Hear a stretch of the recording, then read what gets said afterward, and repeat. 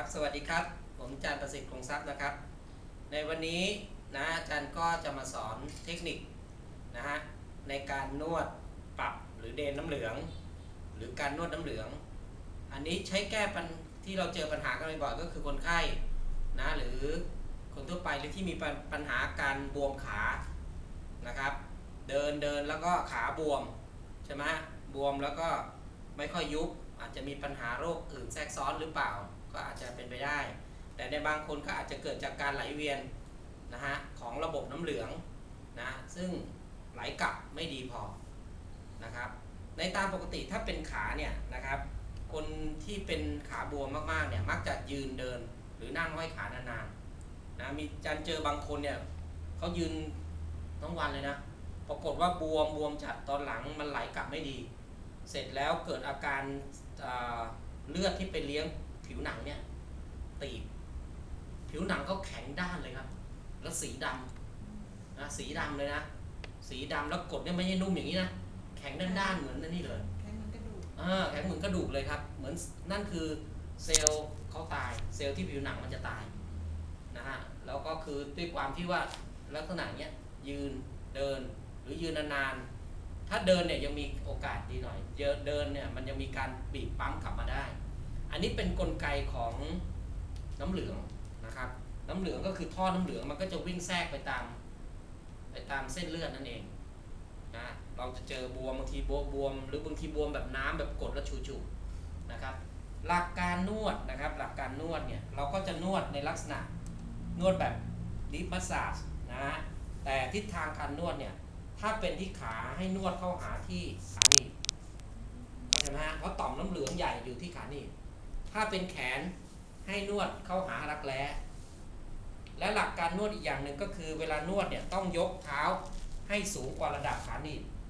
ยกเท้ายิ่งประมาณขนาดนี้ได้ยิ่งดีนะ20 องศา 30 องศาได้ยิ่งดีเวลาเรานวดเราก็จะทิศทางการนวดจะนวดลูดจากส่วนปลายเข้าหาขาหนีบเท่านั้นจะไม่นวดย้อนกลับหลักการอยู่แค่นี้เองหนึ่งก็คือการที่ยกขาสูงเนี่ยก็คือแรงดึงดูดของโลกแรงดึงดูดจะเป็นตัวดึงให้น้ำเหลืองไหลกลับนะแล้วไหลลงท่อใหญ่ก็จะส่งลงไปท่อใหญ่เขาแล้วก็จะไปช่วยนะลดการคั่งของน้ำและน้ำเหลืองต่างๆได้ดีนะหลักการอยู่แค่นี้เองงั้นเดี๋ยวจะสาธิตสมมุติว่ามีการบวมขาอันนี้คนนี้ไม่บวมนะแต่ถ้าเจอกรณีที่คนไข้มีการบวมขาให้ยึดหลักตรงนี้นะครับทีนี้เราก็อาจจะใช้หมอนมีรองเห็นไหมสูงอีกนิดนึงควรจะรองก็ประมาณสัก30 องศาหมอนใบโน้นเดี๋ยวนะหมอนหมอนไม่ลองซักอันนี้ไว้ข้างบนอันนี้ข้างล่างเหมือนกันยกขึ้นกวาดโอเคได้ไหมคะอันแรกนะครับก็คือจัดท่าอันนี้หมอนสมมติมีหมอนอย่างนี้นะครับก็คืออันนี้ก็ประมาณ30 องศาแล้วนวดถึงต้นขาไหมคะก็แล้วแต่ส่วนใหญ่ไม่ต้องก็ได้เราจะนวดอยู่แถวส่วนใหญ่จะมักจะบวมส่วนปลายเช่นฝ่าเท้าแล้วก็ขาท่อนล่างท่อนบนอาจจะไม่บวมแต่ก็สามารถนวดได้ทั้งหมดมันอาจจะมีช่วยเราไล่เหมือนกับเราไล่น้ำมาแหละนะเราอาจจะไล่ได้ทั้งหมดนะครับแต่สำคัญก็คือต้องจัดท่านี้นะครับเดี๋ยวขอน้ำมันครับสิ่งที่เราใช้นวดนอกจากจะนวดแล้วเราก็อาจจะใช้การประคบนะครับเทเลยกดเลยเห็นไหมครับเห็นค่ะการนวดนะครับแน่นอนเราก็ต้องมีการวอร์ม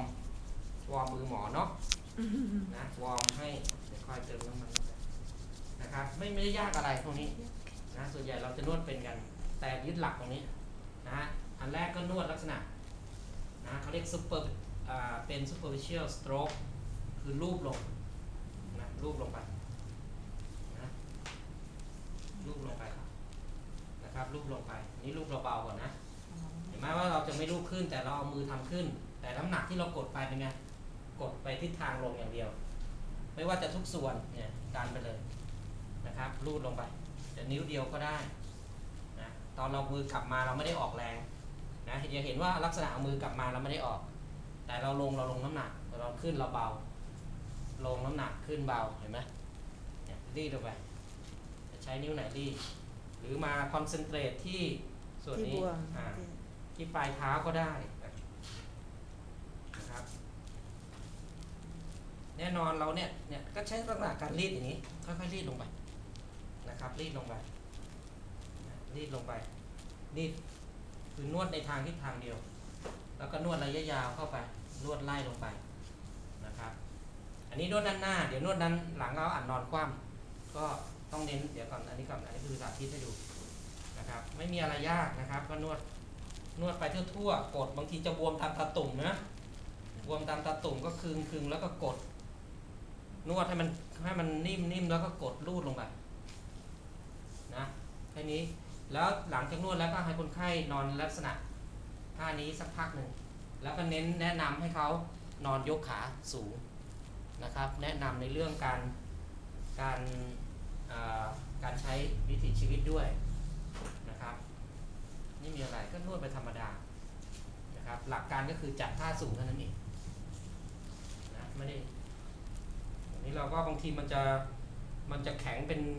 ป็นก้อนๆเราก็ใช้การคลึงให้มันแตกกระจายสักหน่อยนะให้การไหลให้ท่อน้ำเหลืองเขาหรือ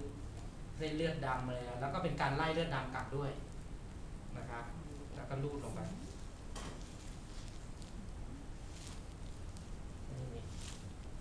ในการนวดก็ควรนวดสักประมาณให้ได้ประมาณสักครึ่งชั่วโมงนะครับหรือทั้งสองด้านนี่แหละนะครับได้สักครึ่งชั่วโมงนะลูดไปทิศทางเดียวนี่นะกดแรงนะฮะอันนี้เป็นดีฟนิดนึงตอนแรกซุปเปอร์ฟิเชียลตอนนี้ดีฟแล้วกดลงไปลึกๆนะครับนี่ถ้ามันเป็นบุ๋มมันก็จะเป็นรอยมือบิ้วเราเลยนะอันนี้แค่นี้เองตามตาตุ่มแน่นอนก็คึงไปแล้วก็รีดไป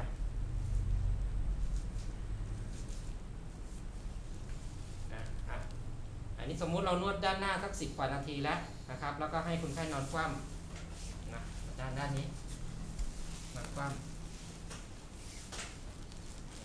อย่างนี้ก็ได้นะครับก็เน้นนวดลงไปที่ขาพับที่น่องเช่นเดียวกันครับ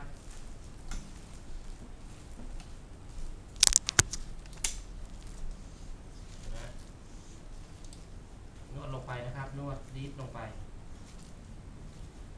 อาจจะนวดช่วยคลายกล้ามเนื้อด้วยก็ได้แล้วก็รีด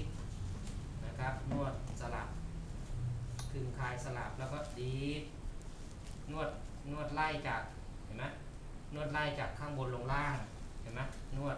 อย่างนี้นวดไล่กดจากบนลงล่างนะนี่แค่นี้เองเทคนิคไม่แล้วมีอะไร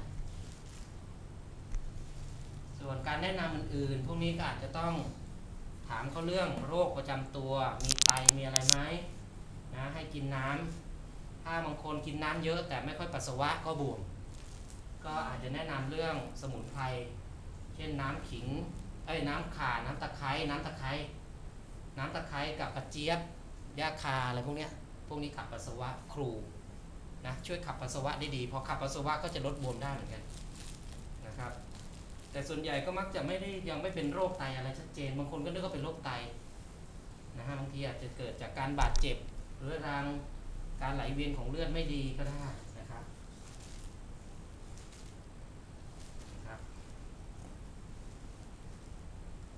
เนี่ยนวดลงไปที่ขาหนีบที่ข้อพับแล้วก็ไล่ลงไปเองเดี๋ยวเขาก็จะไปเอง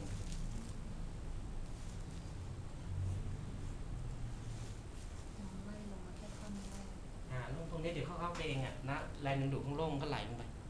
เห็นไหมเวลานอนก็อาจจะคนที่ขาบวมก็ให้นอนลักษณะสูงอย่างเงี้ยนอนคว่ำก็หาอะไรรองนอนหงายก็พาดหรือบางคนได้ดีก็พาดข้างขวาเลยจะเร็วหน่อยเห็นไหมพาดสูงกว่า30 องศานู่นเท้าพาดที่ข้างขวาเลยก็จะดีนะครับอันนี้ก็ช่วยแก้ปัญหาลดเรื่องว่านวดเดนน้ำเหลือง